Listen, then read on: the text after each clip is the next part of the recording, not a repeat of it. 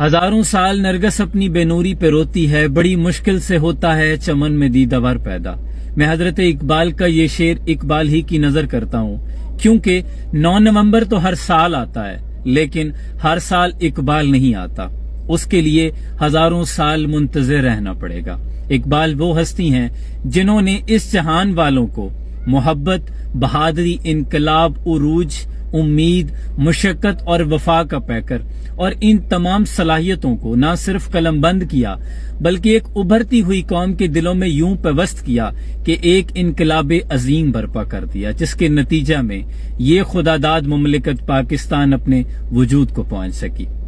اقبال وہ ہستی ہیں جنہوں نے اپنے کلام کے ذریعے نہ صرف برِ صغیر کے لوگوں میں انقلاب برپا کیا بلکہ ارد گرد کے لوگوں میں بھی ایمان کی شمع کو اجاگر کر دیا۔ عروج آدم خاکی سے یہ انجم سہمے جاتے ہیں کہ یہ ٹوٹا ہوا تارا مہ کامل نہ بن جائے۔ اپنے نوجوانوں کے لیے ہمیشہ سے یہی پیغام رہا، دیار عشق میں اپنا مقام پیدا کر، نیا زمانہ نئے صبح و شام پیدا کر، اور خدا گر دل فطرت شناستے تجھ کو، سکوت لالا و گل سے کلام پیدا کر، اٹھانا شیشہ گران فرنگ کے احسان،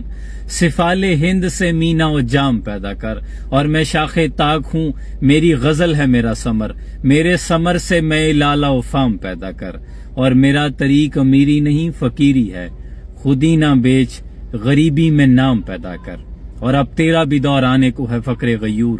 کھا گئی روح فرنگی کو ہوائے سیم و زر، نکل کر صحرا سے جس نے روما کی سلطنت کو الٹ دیا تھا، سنا ہے یہ قدسیوں سے میں نے، وہ شیر پھر ہوشیار ہوگا۔ انشاءاللہ ہم ہمیشہ اقبال کی وہ تمنا، وہ آرزو لے کر چلتے رہیں گے کہ ان جوانوں کو میری آہ سحر دے، پھر ان شاہین بچوں کو بالوں پر دے، اور خدایا آرزو میری یہی ہے، میرا نور بصیرت عام کر دے۔ اپنا بہت سا خیال رکھیے، دعاؤں میں یاد رکھیے۔ سلام پہنچے۔